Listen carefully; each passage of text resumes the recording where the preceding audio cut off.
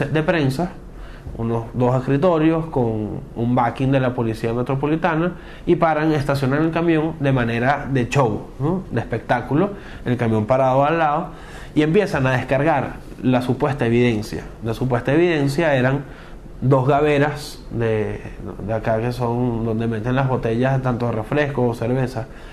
Cada una podría tener hasta 36 botellas. Empiezan a descargar 2 de esas gaveras con unas presuntas bombas Molotov. Un bidón de gasolina que podría contener 20 litros de líquido, porque no necesariamente era gasolina, y un saco de unas supuestas piedras. Al ver cómo ellos están manipulando la evidencia, porque ese camión debió haber permanecido cerrado hasta que llegara el fiscal del Ministerio Público, nos acercamos con lo que teníamos, que eran nuestros teléfonos celulares, a grabar cómo los policías estaban manipulando esa evidencia. Yo tuve esas 2 gaveras, cada una podría contener 36 bombas o presuntas bombas Molotov.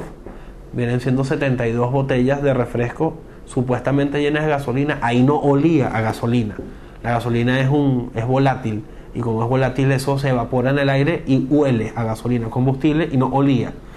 Las mechas eran unas mechas perfectamente cortadas en tela negra, que el quien sepa hacer algún tipo de ese artefacto sabe que eso no se hace con una tijerita una tarde sentado en su casa, ¿no?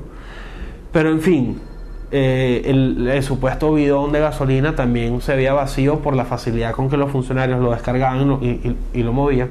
Pero el hecho no es ese, el hecho es que estaban manipulando la evidencia. Cuando los funcionarios ven que nosotros tenemos la prueba del delito, que ellos están manipulando esa evidencia, se ponen nerviosos, y a una compañera le arrebatan, le quitan su teléfono celular, la golpean, y ahí empezó a generar un momento de bastante confusión entre el dame el teléfono, no te lo doy, que me devuelvas mi teléfono, no te lo voy a dar. Los policías se pusieron una actitud muy, muy violenta. Querían que nosotros nos retiráramos de ese perímetro, que es un estacionamiento de aproximadamente 200 metros de largo. Ellos querían que nos retiráramos, pero sin embargo empiezan a agredirnos físicamente. De hecho, una de las personas que detienen conmigo, que se llama Carlos Velar, a él lo esposan con las manos atrás en la espalda, lo tumban al suelo y lo golpean en el suelo, al frente de la comandancia de la policía. Ellos incluso pegan un grito a los funcionarios, a quienes están dentro de la comandancia, que si ellos están locos y no piensan acompañar, y salieron todos los funcionarios. En ese momento ya yo recuerdo lo que me sucedía a mí, porque a mí un funcionario empezó a hacerme caminar hacia atrás, disparando con una escopeta de perdigones hacia el suelo. Gracias a Dios todos los disparos eran salva, pero uno nunca sabe cuándo salía el disparo de verdad. Cuando yo entiendo que la meta de ellos era que saliéramos de ese perímetro, que eso es un estacionamiento cerrado, entonces logro en un momento correr y salir del espacio, y me paro. Entonces digo, bueno, ya estoy afuera. Y viene un funcionario y me empieza a exigir que le entregue mi teléfono. Le digo que no le voy a entregar mi teléfono, porque así es mi propiedad y él no tiene ninguna orden ni ningún poder para retirármelo. Que se lo entregue. Cuando ya ve que yo estoy negado a entregárselo, el funcionario sacó su pistola, la cargó, la apuntó hacia mi cabeza y me dijo que le entregara el teléfono. Ante semejante reclamo, bueno, toma, te doy el teléfono, y si tuviese chicles también te doy chicle, pero... y en ese momento el mismo funcionario me golpea a mí en la cara, viene otro funcionario, me golpea por el otro lado de la cara, me tumban al suelo, y yo calculo que aproximadamente entre unos 5 o 6 funcionarios policiales me caen a patadas a mí en el suelo. Lo mismo había ocurrido con otros compañeros, y viene un funcionario que sí debo decir que prácticamente me rescata de esa golpiza que me estaban dando. Además, yo estaba para ese momento recién operado de un quiste que me había sustraído en la espalda. Todo el funcionario me rescata, me levanta por el cinturón y me dice que me quedara tranquilo, que él no estaba de acuerdo con lo que estaba sucediendo, pero que me quedara tranquilo. Y me lleva al interior de la comandancia de la policía. Y estuvimos, se nos acercaban muchos policías a conversar con nosotros. Siempre el buen policía, el mal policía, entendemos que es una práctica constante de ellos. Nos solicitan nuestros datos, algo que no escapa de lo normal, pero sí pasó un evento bien importante, ¿no?